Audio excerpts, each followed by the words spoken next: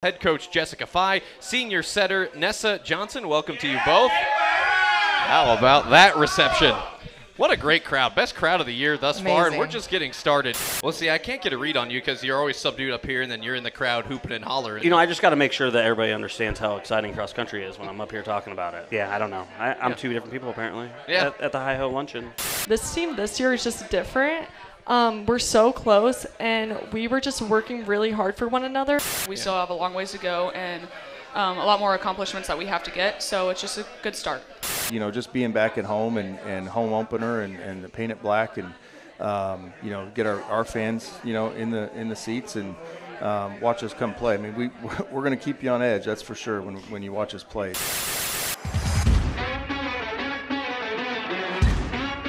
You're listening to the Griffon Sports Insider Podcast, live from Hi-Ho Bar and Grill in St. Joseph, Missouri. It's our live weekly chat with Missouri Western coaches and athletes. Here's your host for the Griffon Sports Insider Podcast, Tommy Rezach.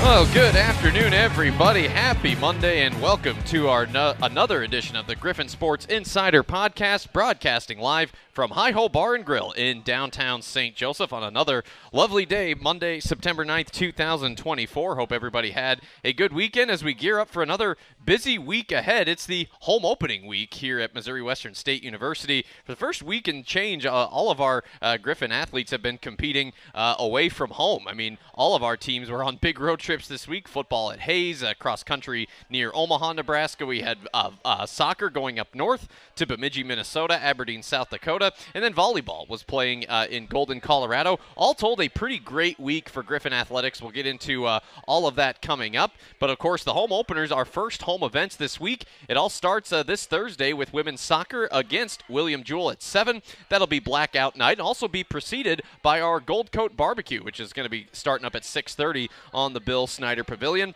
Soccer has another home match this Sunday against Sioux Falls. That will start at noon. And then, of course, Saturday night, the big home opener for Missouri Western football, taking on the Lions of Missouri Southern. That'll be a 6 o'clock start. Paint it black night there. So if you're going to go support the Griffons, wear black. And there's so much great Griffon apparel that's out there that's, you know, gold or black like this. You know, it's black-ish, more slate. But, yeah, whether it's our university bookstore or wherever else, some great Griffon apparel that you can get. And paint it black. That's the theme for this 2024-25 academic year. So be sure to do that. We got a couple of Griffon teams that are going right now, competing right now. That's men's and women's golf. In fact, the men opened their season this morning at the Mule, at the Mules National Golf Course in Warrensburg, Missouri, in a deep field of Central Region teams. Right now, taking a look at the leaderboard, the Missouri Western men, let's see, where are they at? I can't find us on the leaderboard.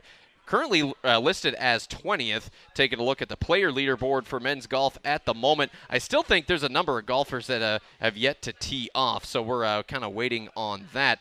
But yes, Davis Youngbluth, for instance, he's in 64th. Aiden Asby is tied for 64th as well with Pat Johnston. They appear to be the leaders for the Missouri Western men at this point. Now, Kobe Puzio, who's golfing as an individual, he's 3 over par at the moment. So the Missouri Western men looking to climb the leaderboard still early in round 1 of that 2-round event. Women's golf, they're in Muskogee, Oklahoma today for the NSU Women's Classic. Taking a look at the team leaderboard there.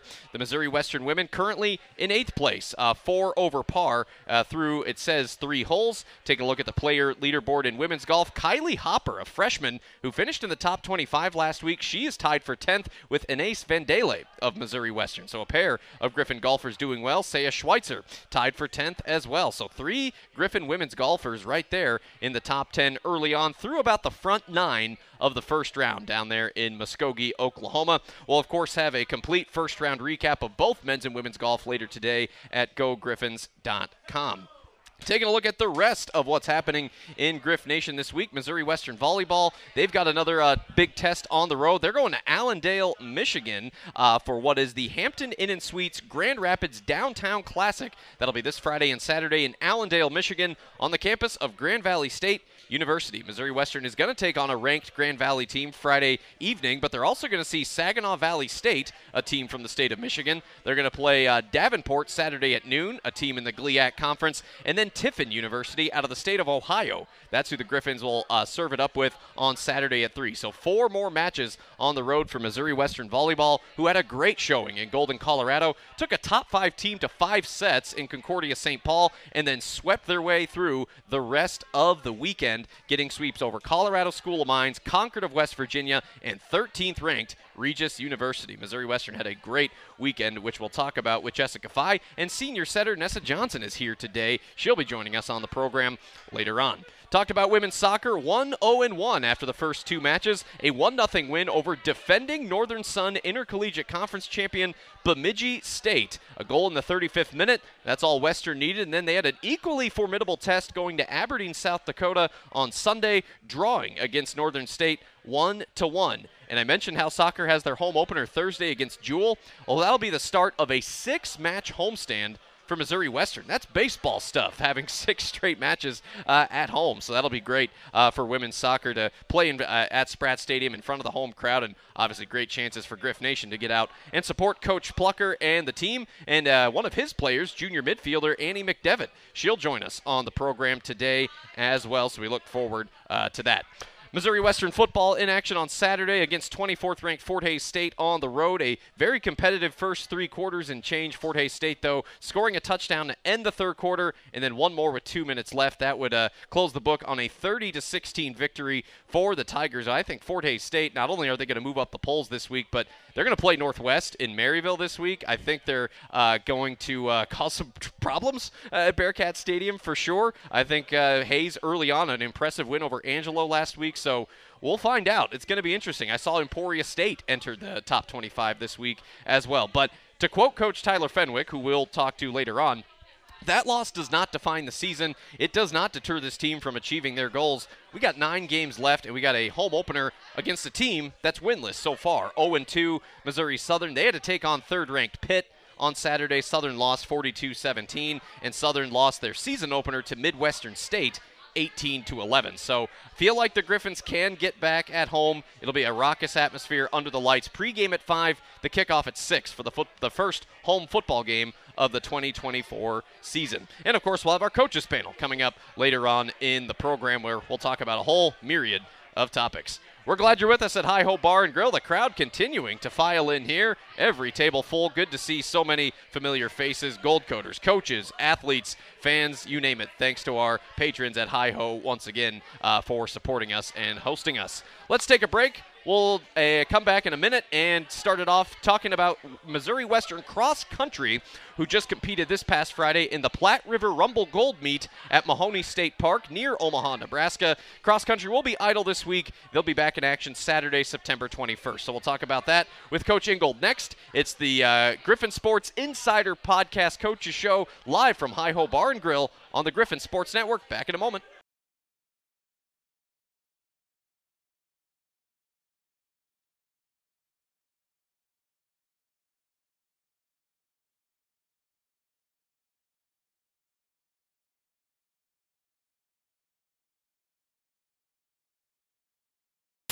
We continue from Hi-Ho Bar and Grill. It's the Griffon Sports Insider Podcast, starting off our first interview segment with the head coach of Missouri Western men's and women's cross country, Cody Ingold. It's not a dad bod, it's a father figure. Bluey, that's Bandit, the dad in Bluey. Yeah. Wait, hang on, you're muted. Wait, what mic are you? Oh, you're on mic 4. Oh, okay. Sorry. There you go. Greatest dad in history, Bandit. Yeah, that's awesome. So let's talk about the weekend that you had. Missouri Western men's and women's cross country. The men's team finishing in 5th, the women's 6th at the Platte River Rumble Gold at Mahoney State Park. Men finishing 5th out of 7 teams, women 6th out of 8th. The men's squad showing out pretty well in their first meet. 5 men's runners in the top 40. 3 in the top 30. That was of 92 runners on the men's side who started the race. The women finished 6th out of 8th. So both teams finish ahead of Indian Hills and Peru State You told us afterwards that you felt like you beat the teams you were supposed to, treated this first meet as a workout. You're against Division I competition in this one. Just overall thoughts on your first competition of the season. They executed the race plan perfectly. If I could go back and do it all over again, I'd probably change the race plan just because it put us – the goal was to go out slow and under control and then see how hard we can close. Mm-hmm. And we went through 1K and we were almost dead last, which we closed really, really well. But if we changed the way we race, maybe we're beat Northwest. Northwest didn't have their top guys going. And then, maybe we contend to beat Kearney too. So that part was a little rough, just swallowing that pill that maybe we didn't need to do that. But I have to think long term. I talk about this all the time. Like, we only have to run well when it matters. We don't have, every week doesn't matter as much. So it was let's just play around and see how fit we are and see how well we can close. And I think on the women's side, no one got passed after 1K. And then on the men's side, only a couple got passed late. So they did what they were supposed to do. And, we ran faster than we did a year ago on our own course. So we're in a really, really good spot. When Peter Cuddy's your 6 and he should be your 2 or 3, then you're doing things right. And I'm excited where we're at. I know I'm not showing it with my voice or my face, but you never do, to be fair. So it's we're in a good spot, and I'm excited for Greeno here in a couple weeks. Well, see, I can't get a read on you because you're always subdued up here, and then you're in the crowd hooping and hollering. So it's always one extreme or the other. I just got to make sure that everybody understands how exciting cross country is when I'm up here talking about it. No, it's just I don't know. I'm two different people apparently. Yeah. At the Hi-Ho luncheon. It's like a alter ego of sorts. Yes, but yes. Highlighting some of those finishers for Missouri Western, Joshua Zachary coming in 17th to lead the men at a time of 18 minutes 31.55 seconds. The men running a 6K, the women a 5K. Lillian Cutler was the first Griffin across the line on the women's side, 41st, a time of 19 minutes 19.62 seconds. In terms of who's in and who's out, we know on the women's side that Madison Nash, Abby Kinney redshirting this year. Any other runners to know about health-wise going forward who might be able to run? It's not a health thing. It's just the people that ran this weekend are the ones that are going to run the whole year. Okay. So it's just some of it's strategy, some of it's just evening years out because of COVID or redshirt injuries. Knowing we're going to, when you don't have your top 2 girls, if there's an opportunity to redshirt some of those kids, we're going to take that advantage. Sure. So give some freshmen and some underclassmen some opportunities to race now and get some experience because maybe in a year, hopefully in a year from now, we're deep enough to where maybe they won't get those opportunities, and so I want to make sure they have those. And so women's side, we did not. Although the race strategy was ran correctly, that's not who we are. Annika was our 2 and way far back, and Cadence should be our 2 or 3, and she was our 5. So just struggled a little bit. Some of that's just freshman nerves. Some of that's just we're doing a lot more than some of them are used to, and we're just getting through that. And we got 8 weeks till it matters. So or 7. So yeah. I'm again they execute the race plan perfectly. It's just the little things. We weren't on the line when we were supposed to be. We didn't do everything right to begin with. So when you start off on that foot, that's never good. So trying to get some jitters out early. Well, your next meet comes up in just under 2 weeks, Saturday the 21st of September. Going back to Nebraska, the Woody Greeno Dirksen Cross Country Invite in Lincoln. Whereabouts is that? Is that at the golf course? A golf is it course, also called Mahoney, maybe? Yeah, there is a Mahoney golf course. Yeah. There. Yep. They just moved there. It used to be at Pioneer Park, which is like one of the toughest courses I feel like in the country. Yeah, but, I ran high school meets there. Yeah, Pioneer. It's brutal. Yeah, I ran my high school PR at Pioneer, which I don't know how, but so it runs fast. It's a lot of D1s. Last year Iowa State, Drake, obviously Nebraska. There's a couple others that were there. High end. We actually at one point were not in the meet, so I got a call like 2 weeks ago and they're like, open it back up, let me back in. But that was just a scheduling error. But it runs fast, and I'm excited. I mean, we're just going to kind of cut them loose and see where we're at. And our guys, like I said, I think we can be pretty good. So this will be our first. That'll be the first weekend that's open for at-large bids. So like the first 4 weeks are just kind of just run as you will. You can't take losses to bad teams or anything like that. That's when the recruiting window or the qualifying window opens is that weekend. So I'm excited for that. Absolutely. So basically for the next 12 days, just staying in shape, getting workouts in, and getting ready to perform strong on that Saturday. Huh? Yeah, we'll get rid of this virus that's running through. We're almost out of it, so good. Hopefully. Anyway. I try to avoid, talking about the Scarlet and Cream, but what a night Saturday, huh? Oh, yeah, it was awesome. Yeah, like you said in the text message, consolation for the black and gold, but it was fun to watch. Yeah, we got a congratulatory text from our own athletic director, Andy Carter. So that was that was fun as we were watching Missouri Western from Hayes that night as well. But we'll be watching for Missouri Western cross country not this week, but next Saturday, September 21st at the Woody Greeno Dirksen Cross Country Invite. That'll be in the capital city of Nebraska, Lincoln, coming up. It'll be a week from this Saturday, the 21st. Coach Ingold, thanks as always. Thanks, Tommy. All right, there you go. Cody Ingold to lead us off on the Griffon Sports Insider Podcast. Live from Hi-Ho Bar and Grill. Again, a great crowd on hand. We're glad you're with us. We'll take a break, come back, talk soccer with not only the head coach, Jacob Plocher, but we're joined by a junior All-MIAA midfielder from Waukee, Iowa, Annie McDevitt. So she'll join us to break down a successful road trip up north for Griffon soccer this past weekend. We'll be right back on the Griffon Sports Network. We continue from Hi-Ho Bar and Grill on our Griffon Sports Insider Podcast. I'm Tommy Rezach, now joined by Missouri Western women's soccer head coach Jake Plocher, junior midfielder Annie McDevitt. No, all right, lots of cheers from the crowd. Cody Ingold from way in the back. Missouri Western soccer 1-0-1 after a great weekend, a 1-0 win at Bemidji State Friday, and then a 1-1 draw at Northern State on Sunday. We'll break it down one by one, starting with you, Coach. Kicking off your season, a great test, a Bemidji team that won like 13 matches last year, won their conference, won a tournament match, and you beat them 1-0, a team that we drew last year at home. Lauren Nyland with a header off of a free kick in the 35th minute. It was Caitlin Rowland who had the free kick with the assist there. And then Keely Kruneberg, her 6th career shutout.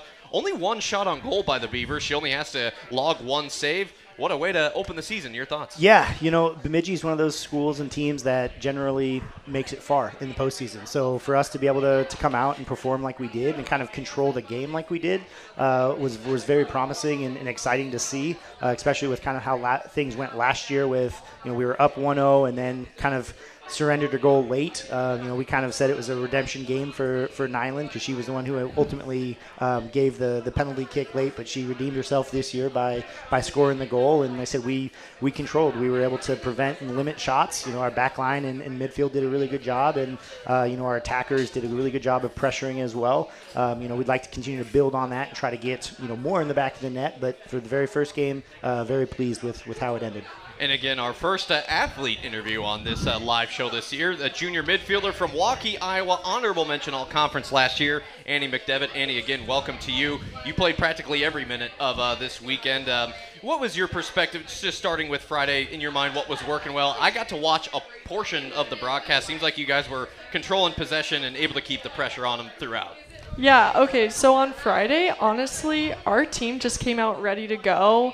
We were winning almost every 50-50 ball, but I think the biggest thing is this team this year is just different. We're so close, and we were just working really hard for one another. If someone was to lose the ball, one of the teammates was right there to pick it back up. So I think that's what made a really big difference on Friday. Well, you bring up an interesting point. You've been in this program a long time, 2022, your first season. Crunching the numbers, you've played in 37 matches, 27 of them you've started. You played under 2 coaching staffs, kind of go through this transition. Just thinking back to when you were a freshman to now, how far along would you say not only you've come, but this program in general, just in terms of energy and everything else? Honestly, it's just night and day different. Like, that's the best way to describe it. Freshman year, I was a freshman, right, but I felt like it was just, I didn't really know where to go. I didn't know my place yet, and I feel like that was kind of like the overall thought of the team. But I feel like now everybody has a role. Everybody knows it, whether it's bench players or people who don't see as many minutes. Like, they know what they're supposed to do and how it's going to help the team. And I feel like everybody's on the same page, which helps a lot, and that's what gets us the results. Absolutely. So we move ahead to Sunday, where Missouri Western played pretty much just as formidable of a team from the NSIC in Northern State, going a bit further south to Aberdeen, South Dakota, get you a little closer to home there. And a 1-1 draw. Northern punches early, a goal in the 12th minute, but Lauren Nyland, once again, 3rd career goal, 2nd of the season, on a penalty kick, able to knock that one in. Caitlin Rowland, 3 shots on goal, and then Keely Kruneberg, another pretty good day in net for her with 7 saves. Coach, you mentioned, I think, to Brandon in the post-game article that you felt like things settled in. You get hit early, get a little more organized, weren't able to get that lead, but settled in and play some defense down the stretch. Yeah, they play a different style than what Bemidji plays. They played a little more direct. They were definitely trying to, play for certain situations and kind of get fouls and then get numbers into the box. So like I mentioned, I think it just took us a little while to kind of get our rhythm, kind of get that composure back. But I was very pleased with how we responded, how we were able to continue to fight and create probably the better overall chances and opportunities, and with it being a young season, I think that's something that we can, again, learn from and build on and help us moving forward. Yeah, still in the heart of non-conference play, and that will continue at home as the Griffins will be home for the next 6 matches starting this Thursday against William Jewell. That will be a 6 o'clock match, and then Sunday noontime against Sioux Falls. Taking a look at these two teams, Jewell, they beat Newman, lost to Wayne State over the weekend, and then Sioux Falls taking losses to Nebraska Kearney and Lincoln. They lost to Kearney 2-1, lost to Lincoln 1-0. Jewell's a team that we played last year. I played them on the road, if I'm remembering right. Correct. Yeah, a 2-0 victory there.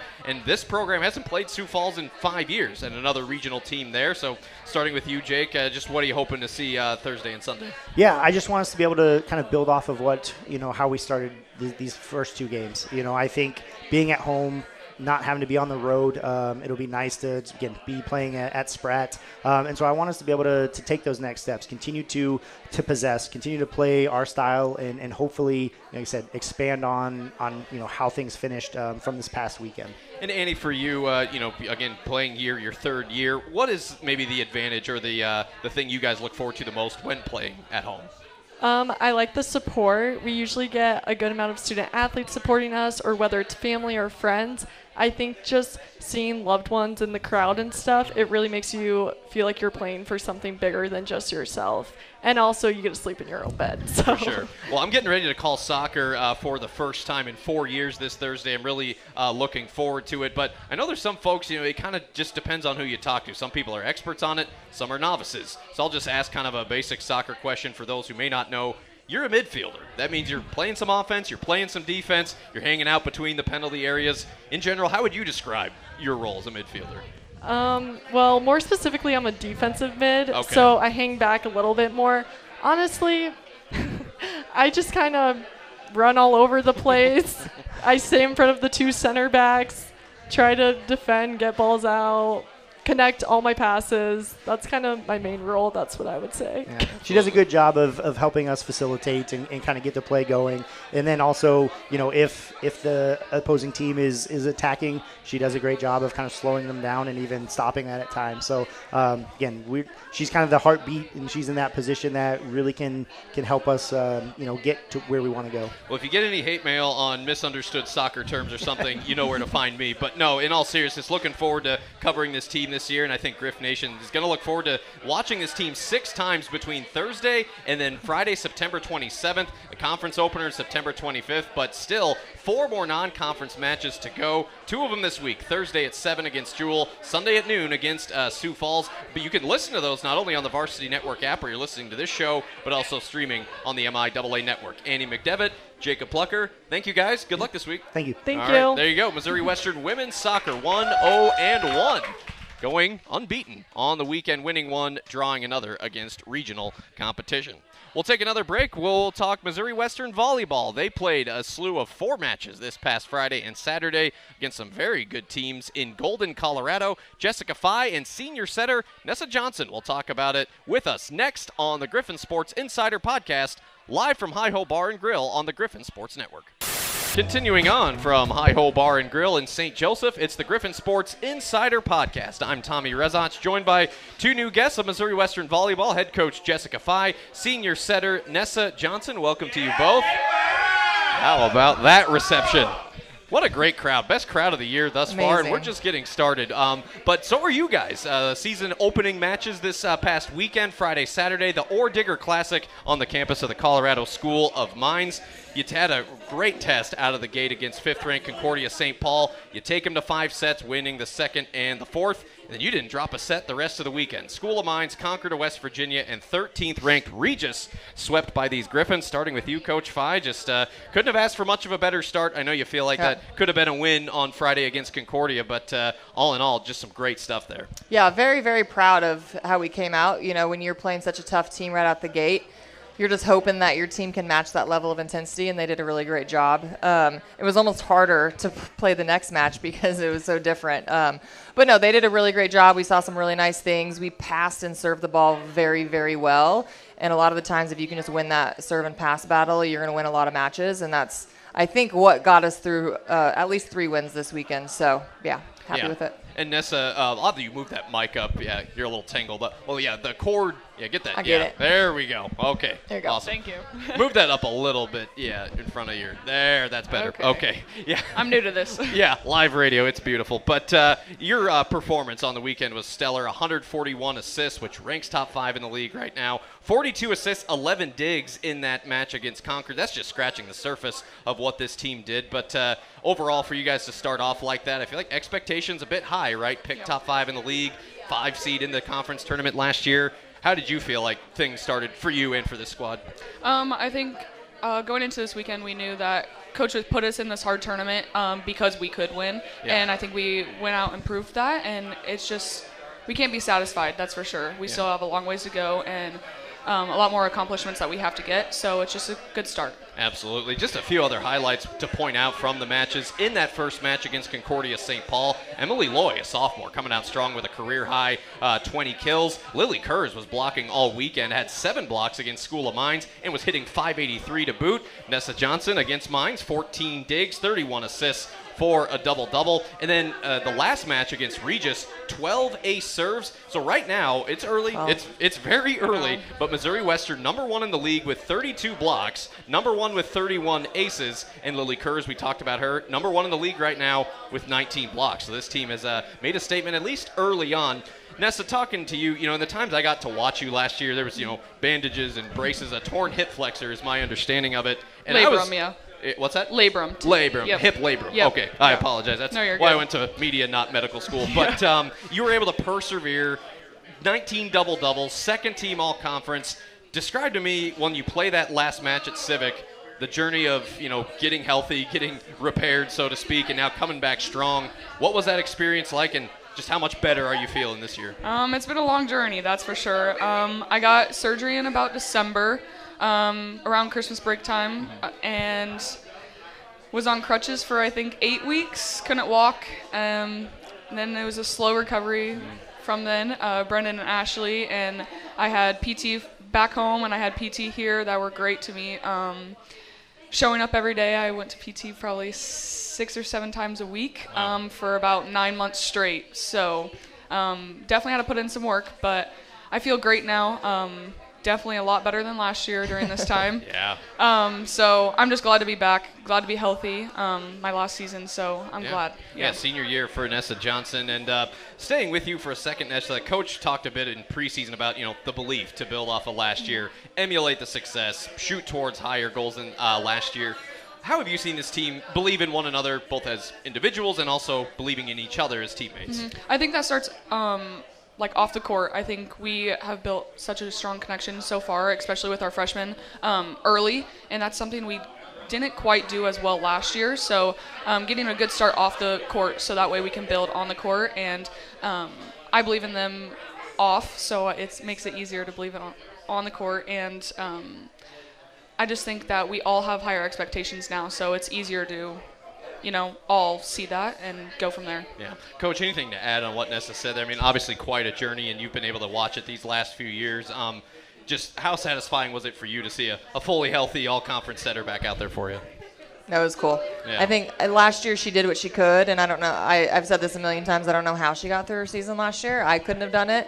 Yeah. So she's super tough, and it's very nice to see her just be able to play the game, be in her last year, and do it well.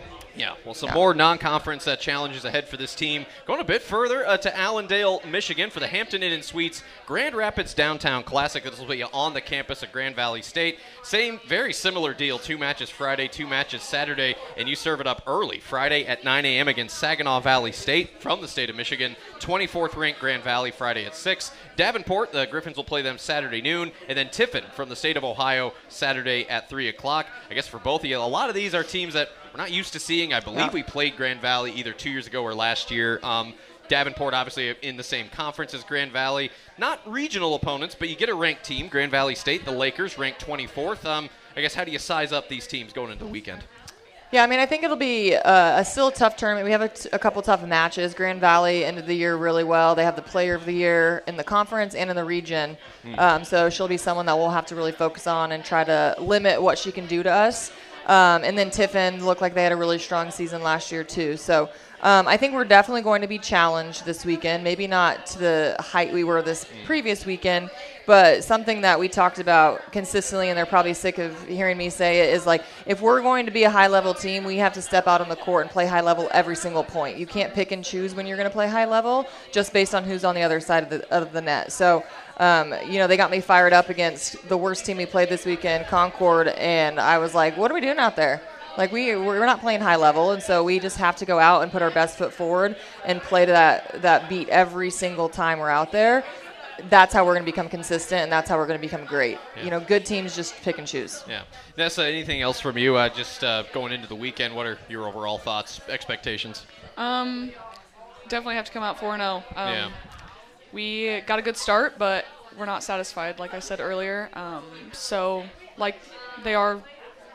They're still good teams, so we still got to come out, play high level, like she said, and get the job done. Yeah, I know you're itching to play at home, but what is the excitement level getting to play in like these different schools and these different arenas? I mean, that's got to help going forward, big picture, right? Just playing all these different venues. Yeah, it was cool. That was our first time in my 4 years ever flying to a game. Yeah. So that was pretty cool.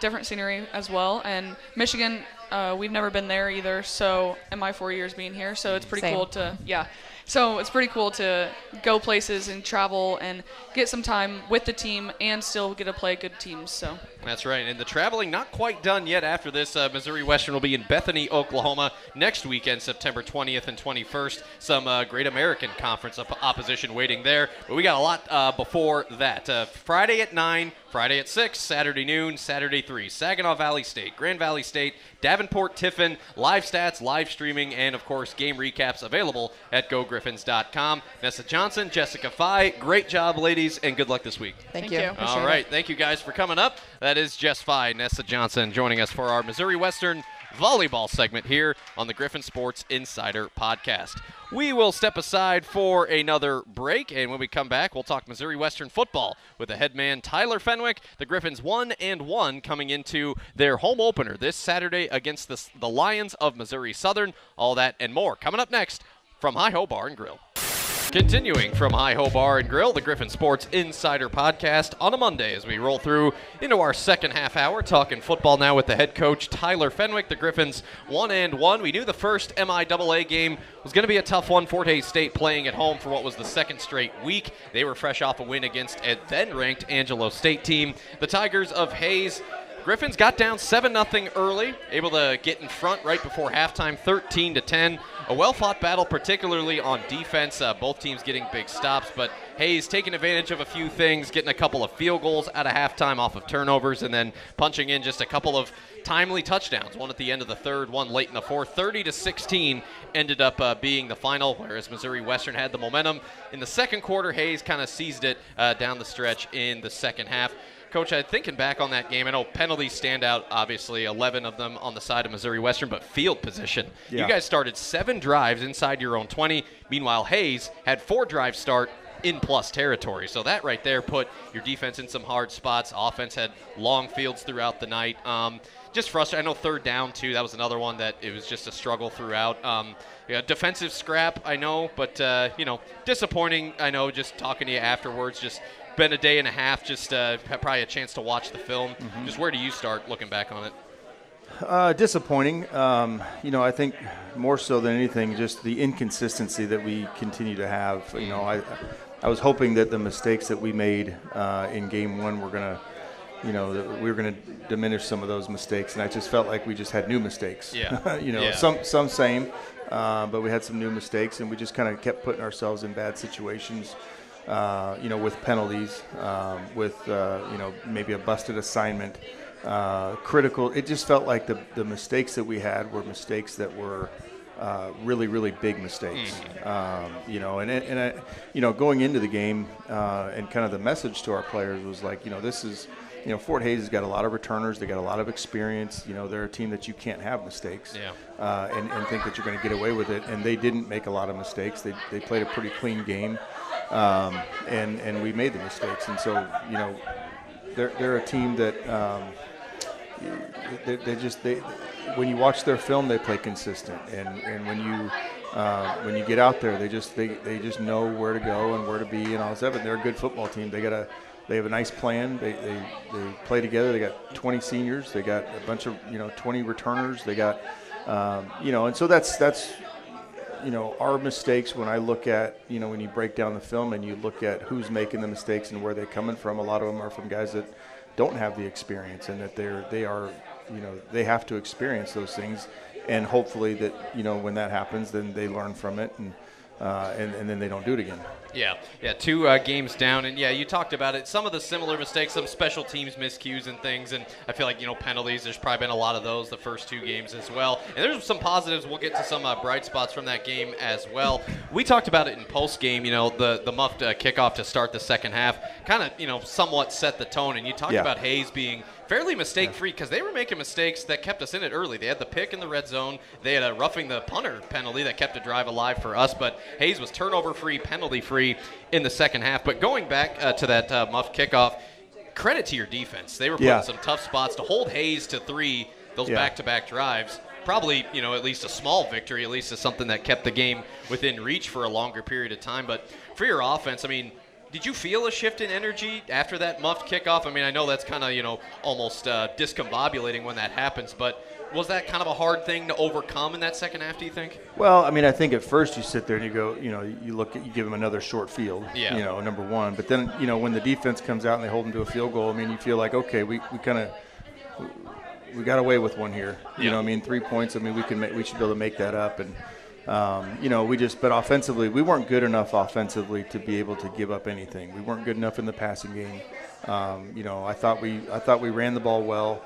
I thought we mixed up, obviously putting Burwald in there and having some quarterback run game. I thought, balanced us out a little bit and was able to, because with Brandon Hall, as good as he is, and everybody knows he's that good. We're gonna have to be able to throw the ball. We're gonna have to be able to get some quarterback run game. We're gonna have to do something to take the pressure off of him and everybody, loading up the box and stopping him. So.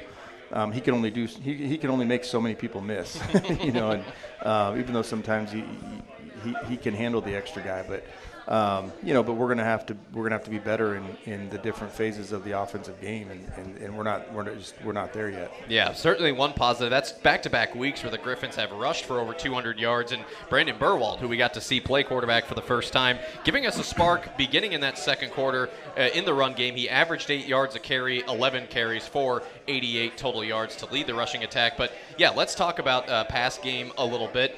I think both Kane and Brandon have showed their moments. I think all these quarterbacks have shown their moments in practice. But, there's been the ups and downs. We know that, whether it's receiving play, whether that's pass protection, which no sacks given up by your O-line on Saturday. But whether it's O-line, receivers, quarterback, where are you hoping to see that pass game take a step forward? What do you feel like is missing right now? It's accuracy in the passing game. I think our quarterbacks need to be more accurate. They need to be able to get the ball to the guys that are open early in the play, and when guys are open, they need to take it. And one of the things that we talk about in the quarterback room is we just need to get completions, and completions will turn into first downs. And if we can get enough first downs, they're going to turn into touchdowns. And so, we just got to become a little bit more comfortable in just fundamentals of passing.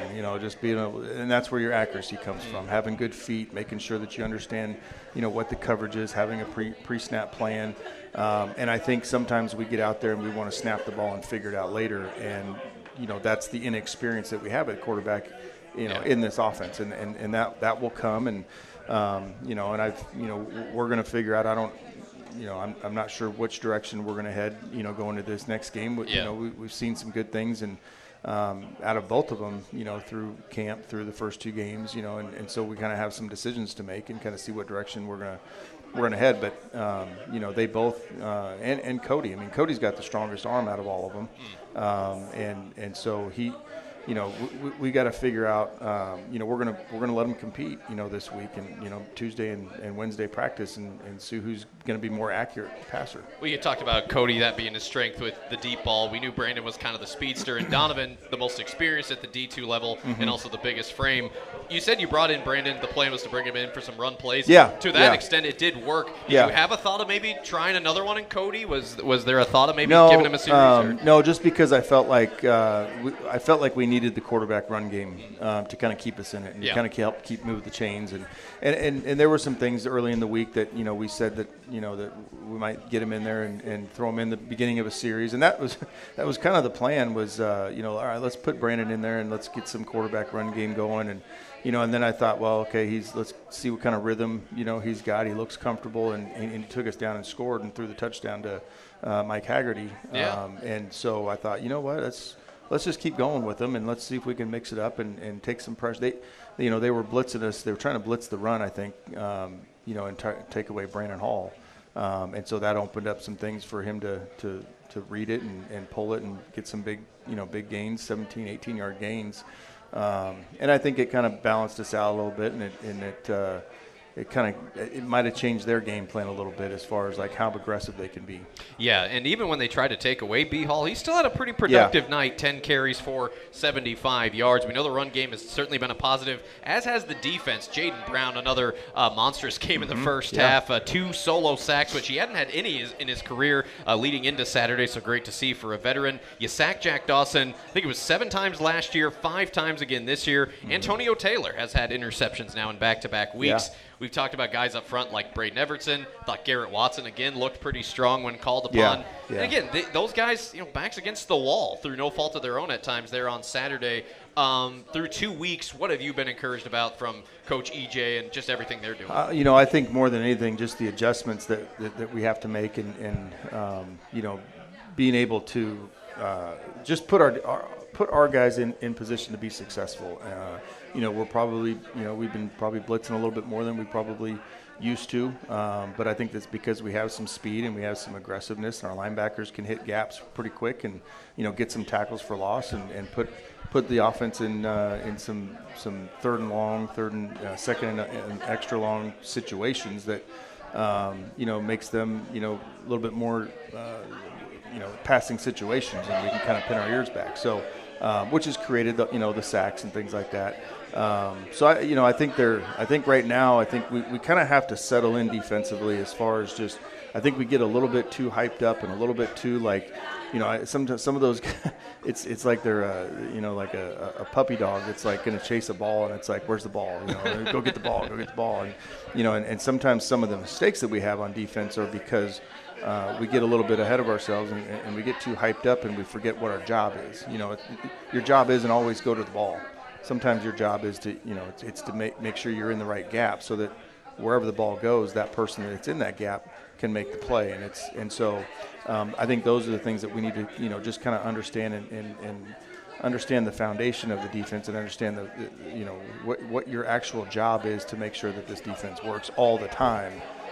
Because the one time that you don't hit your gap, the ball's going to go 60, right up the middle in the A gap, and that's kind of what happened on the big run that they had. So that's where we need to get better. Yeah, certainly the front seven, y'all had your hands full with a very talented back of theirs in Shane Watts, who rushed for 160. He had the 42-yard touchdown to end the third quarter, put Hayes up 10, and then a career-long field goal by Cody Watson of 48 yards, made it a one-score game, but then Fort Hays State punching one in with about 2 minutes left. But let's turn the page here, talking about this week. Missouri Southern is the next opponent for the home opener, a long-awaited home opener for sure. The Lions coming in at 0-2. They played a non-conference game at Midwestern State in Texas, a odd score. They lost 18-11, and then they played their arch rival, third-ranked Pitt State, at home in Joplin, 42-17. The Gorillas won that one.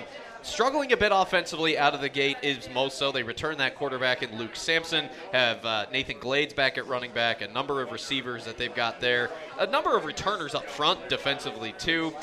Now, before last year, we had kind of had their number. We know what happened last year and just the implications and all of that. But more than anything, I think the mindset going into this week is just staying present of mind, getting back, getting right, fixing the mistakes we talked about, and just putting one back in the win column. Yeah, we need to keep growing. We need to keep growing, maturing. That's kind of our that's what's holding us back right now.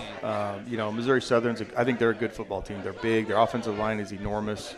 I think they've got one of the best players in the league in their tight end, number 5. I don't know his name, but he's the one that he hit the big one at the end, over the middle to tie it up, right? Or to put him down by 1, I think, or to put him down by 2, and then they went for 2. So he's the one that got it down the middle of the field. He's just a big freak of an athlete. Very, very tough to defend. I don't think he played in the first game. Not sure why, but he was definitely there. Had 8 catches the other day against Pitt. So they've got talent. Their first play of scrimmage, they throw a slant to a receiver and he takes it 47 yards for a touchdown, makes the guy miss. So they've got some dangerous guys that, and like I said, they're big. I think the quarterback's got a strong arm. Yes. He's been in the system. Defensively, I think that their D-line is big. And so this is, they're 0-2, but man, they've played 2 really good football teams. They have, yeah. And I think that Coach Atiba Atiba Bradley, I think Coach Bradley does a great job. I think he's got them playing hard. I think he's a really good X and O mind.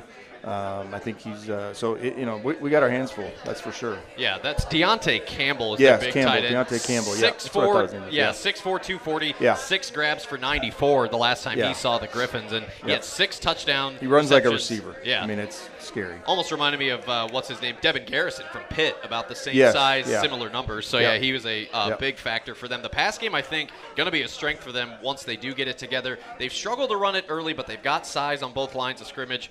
We'll see what happens. Southern's kind of had a history of stumbling us at unexpected times, so hopefully this is not one of those times the Griffins determined to not make it so, get back in the win column, get above 500, and then get back on the road to what's now a ranked Emporia team a week from Saturday. But going to be exciting. Painted black night, home opener, always exciting. Pregame at 5, kickoff at 6, and probably happy to be off the road a little bit. Yeah, absolutely. Rolling in at 4 o'clock in the morning from these games it's tough on the old body, so it takes a few days to recover. But I think just being back at home and home opener and the painted black and get our fans in the seats and watch us come play. We're going to keep you on edge, that's for sure, when you watch us play. So I think once we kind of put the pieces of the puzzle together and we start connecting the dots, I think we're going to be a lot of fun to watch. Well, I think it's apparent for me who's watched every snap. There is raw talent, there's raw ability there. And I agree. I think you straighten some things out, you put things between the guardrails. I think the sky's the limit for this team. Maybe I'm just a cockeyed optimist. I don't know, but that's my general feeling and assumption on it. And I can't wait to see what the rest of this season holds. Every game is big in this MIAA, so another big one Saturday. Pregame at 5, kick at 6 on the Varsity Network app. GoGriffins.com/listen, and you'll watch it, and you'll hear yours truly on the MIAA Network as well. We'll hear from him, too. That's Tyler Fenwick. Coach, thank you. See you back for the panel. All right, sounds good. Thanks. All right, thank you. There's Tyler Fenwick joining us for this segment. We'll welcome back all of our head coaches for the coaches panel to round out today's show. That's coming up next on the Griffon Sports Network. All right, here we go. We're back for the coaches panel. Coach Plocher, Coach Fenwick, Coach Phi, Coach Ingold, stuck in the middle with me. All right, it is Painted Black Week. We got the blackout night on Thursday for soccer, Painted Black night on Saturday for football. Now we know, coaches, that some of the best villains, some of the best anti-heroes in pop culture are always wearing black, right? Darth Vader, Star Wars, a good example. With that in mind, who is your favorite movie villain or anti-hero in pop culture? Jake Plocher. Jake Plocher. I don't know. My kid's named Oliver after Oliver McQueen from Green Arrow, so I guess I'd have to pick that. He doesn't wear black; it's green. Yeah, but he's a vigilante. I think of a guy like John Hamm's character in Mad Men, Don Draper, kind of an anti-hero, wore black a lot, right? Didn't watch it. No. Sorry. Okay. I feel like the Batman villains always wore black, right? Yeah. Some of them. Yeah. Penguin. Yeah. I don't know. I couldn't tell you off the top of my head. I would. Darth Vader's probably just because I grew up in Star Wars. Pretty iconic, right? Iconic and. Yeah. Pretty easy to emulate. You just shove the microphone and deep breathe, right? So there you go. Well, you all had long road trips. You were in Colorado. You went super long, couple man. hours Tell me, up the road. It was rough. Yeah, couple that hours trip all the way to Nebraska. To Ashland. Yeah, you were in Bemidji, Aberdeen. Of course, we were in Hayes. It seems like our road trips all went well. But was there a road trip, either as a coach or just family? Is there a road trip that sticks out in your mind for the wrong reasons? What was a disastrous road trip you've been on?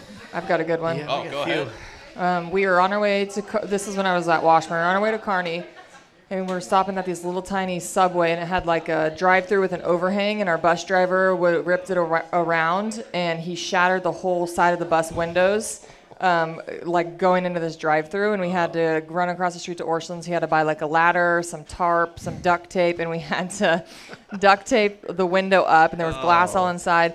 And then, so we called the coach. We're like, yeah, we're going to be late to the game. So we had to push the game back like 30 minutes. And then we hit this huge accident. We're in traffic for like an hour. So we played like 2 hours post-game time. But I've never had a bus driver shatter their windows before. Yeah, that's a hard one to top, coaches. Yeah, we were coming back from a trip one time, and I think it was the brakes kind of basically a couple of them locked up and just smoked out, and we had to basically stop on the side of the road, and we were stranded for multiple hours because we were in the middle of nowhere. So for them to get another bus out there, so that was an interesting one for sure. Yeah, I know most of you have kids. Like, was there a family road trip that went sideways for whatever reason, or?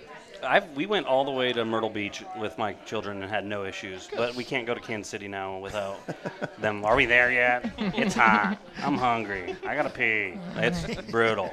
So, yeah, we might go to Florida soon, and that's going to be fun. Have fun with that one. Ask that question again in like January, and we'll talk. All right, fair enough. What's the worst food that someone could bring on a road trip? Like, we were eating pork rinds on the way home. Those can smell and sound bad. Like beef jerky is bad on buses. Yeah. That doesn't smell good.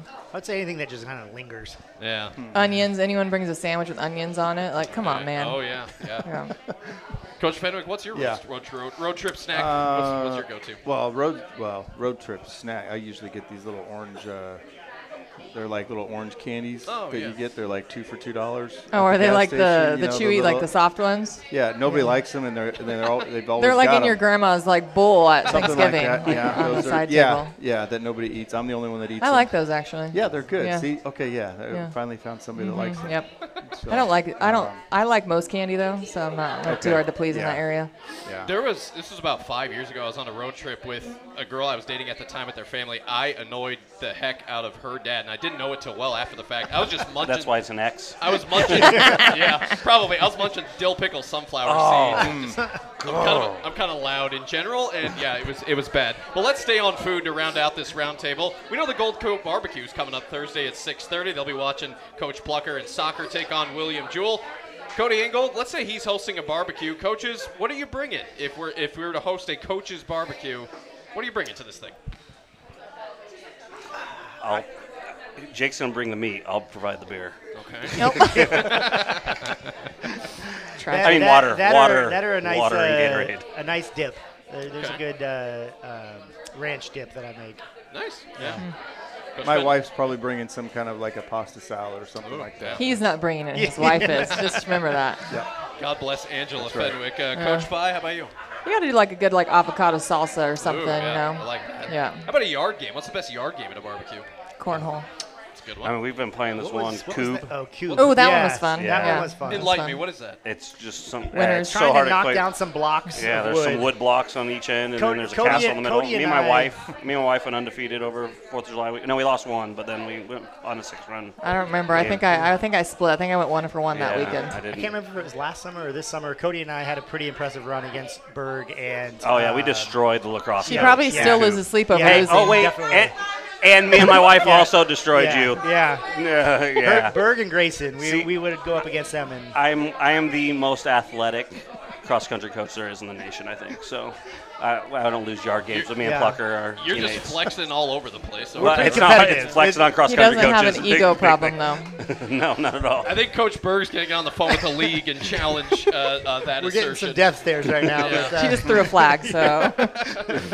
I didn't lose to her, so I don't know. She's not looking at me. Well, we'll get back with you next week and let you know the results of that challenge. But, coaches, thank you so much. Good luck to all of you this week. Cody, I know you're off, but good luck to volleyball on the road, and look forward to watching you guys at home. It should be fun. Thank you. Yeah, come on out and let's Phil Spratt. Yeah, support Phil your Spratt. Griffins. I'm in. Phil Spratt for soccer. I'll take up 5 seats. Fill it for football as well. Thank you, coaches. Thanks to our audience. Thanks to those watching and listening. And that's your Griffon Sports Insider Podcast for Monday, September the 9th.